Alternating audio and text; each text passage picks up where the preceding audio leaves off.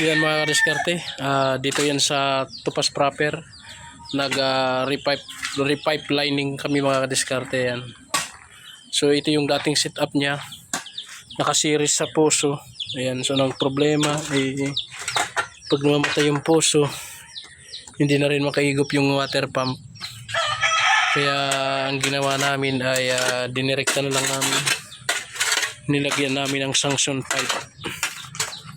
Ayan, para kahit mamatay yung grepo, walang problema yung motor. Kadiskarte. Okay, so yan.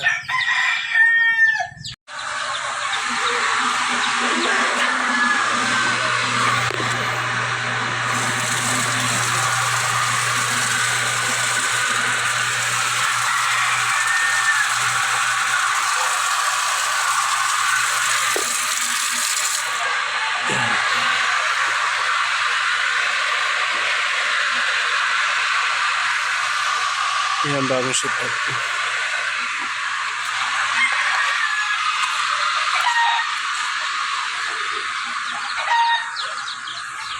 Sa gustong paggawa, PM nyo lang ako. Salamat sa Diyos.